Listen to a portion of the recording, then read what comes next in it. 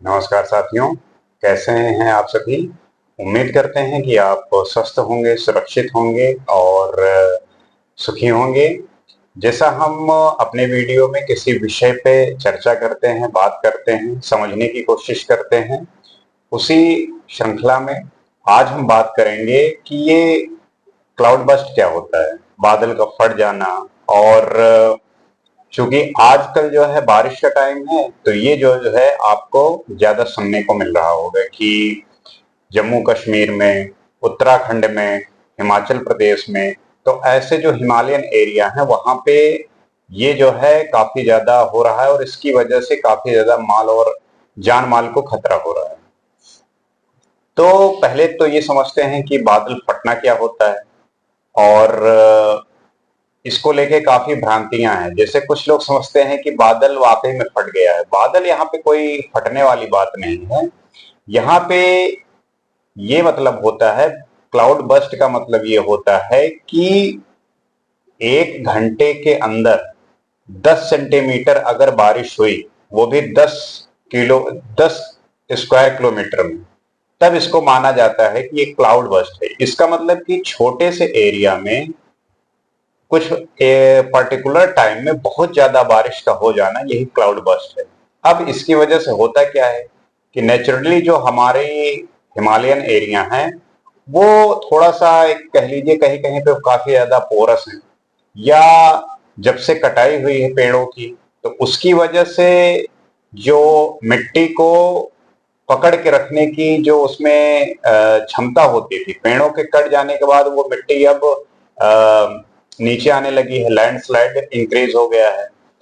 तो होता क्या है कि मान लीजिए हिमालयन एरिया है जहां पे ज्यादातर हो रहे हैं, हिमालयन रेंज जितने भी वहां पे हो रहे हैं, उत्तराखंड ले लो, हिमाचल प्रदेश ले लो या जम्मू कश्मीर ले लो, तो अब बारिश एक किसी पर्टिकुलर एरिया में जो है हुई, उसकी वजह से होता क्या है कि सिर्फ पानी अगर वहां से आए तब उतना ज्यादा नुकसान ना हो, लेकिन होता क्या है कि उसके साथ मिट्टी, बहुत सारा जो है मड, बहुत सारी लकड़ियां, ये सब कुछ जो है टूट के और साथ में इकट्ठा होके नीचे आती है।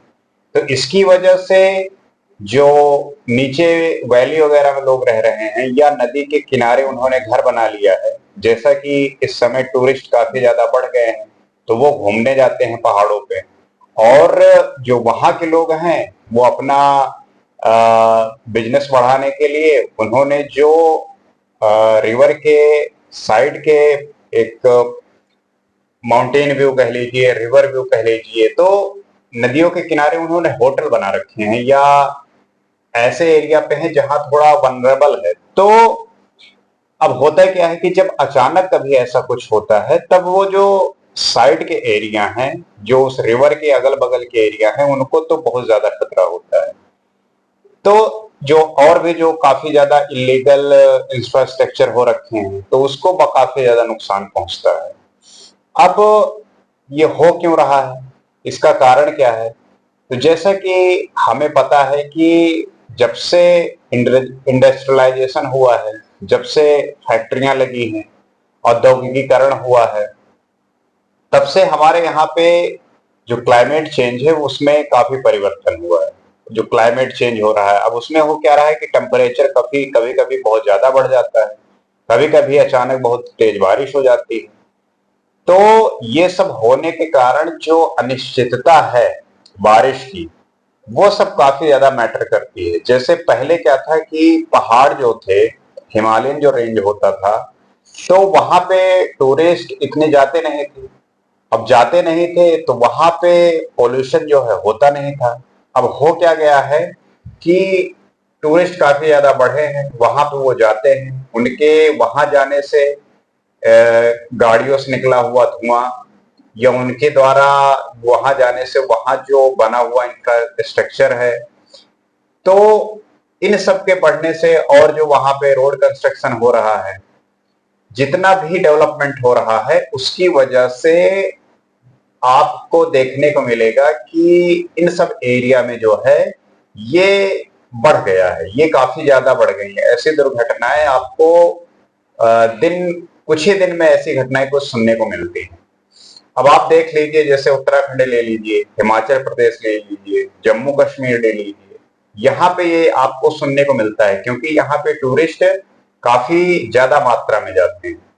तो उनकी वजह से वहां के लोग, जो उन्होंने होटल बनाए या उनके रहने के लिए खाने की व्यवस्थाएं की, यहाँ से जो लोग गाड़ियों से जाते हैं उसके द्वारा जो प्रदूषण होता है, तो अब गाड़ियों से कैसे प्रदूषण, मान लीजिए वहां बर्फ जमी हुई है, आप गाड़ी से जाते हैं, उसका जो कार्बन डाइऑक्साइड, कार्बन जो निकलता है वो गाड़ी के आपकी गाड़ी से निकला और उस बर्फ के ऊपर जो है चिपक गया।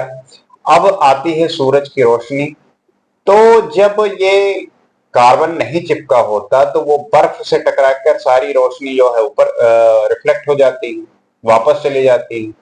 लेकिन जब जब ये कार्बन चिपका होता है तो काफी ज्यादा जो है सूरज की रोशनी अब्जॉर्व होती है, और जब अब्जॉर्व होती है तो वो जो बर्फ है वो पिघलता है, और जब वो पिघलता है तो उससे जो है वो पानी का जो एक लिमिटेड अमाउंट में नीचे आता था, अब वो क्या होता है कि अचानक से और तेजी से आता है। तो उसकी वजह से जो नीचे वाले एरिया में रहने वाले लोग हैं वो इस बात से अनअवेयर रहते हैं, अवेयर नहीं होते, और फिर उनको जो है इसको इसका जो परिणाम है वो देखने को मिलता है, वो इस चीज को झेलते हैं।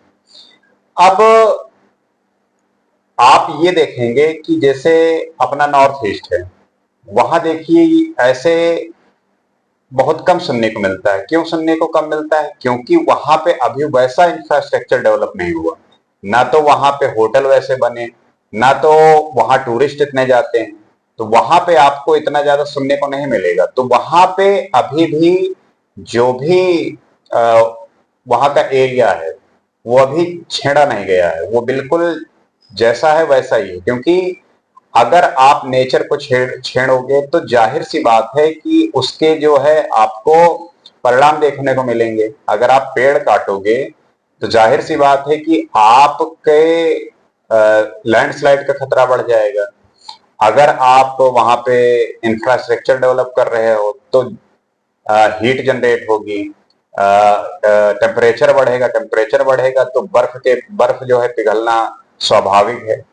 तो ये चीज को थोड़ा ध्यान रख के जो है गवर्नमेंट को भी और लोगों को भी काम करना है।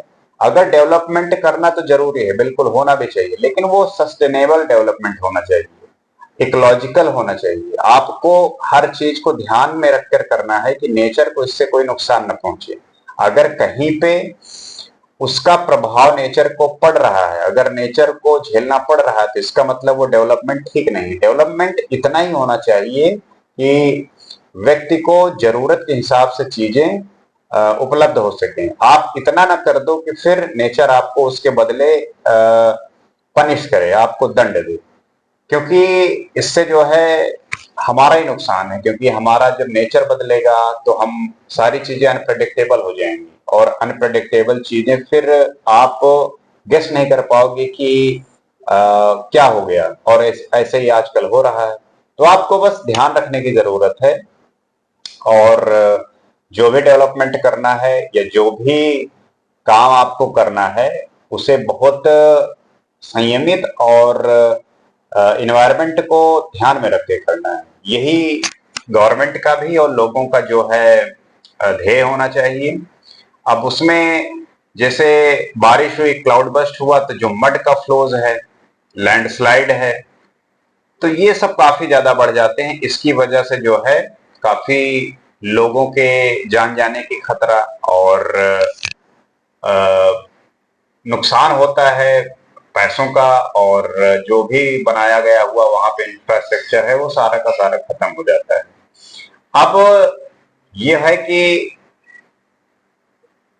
इसके जो करने का तरीका है, इसको रोकने का जो तरीका है, वो बस यही है कि आपको इसका उसी प्रकार ध्यान रखना है, उसी प्रकार केयर करना है जैसे आप किसी अपने की केयर करते हैं। क्योंकि जब नेचर की आप केयर करेंगे तो वो भी आपका ध्यान रखेगा।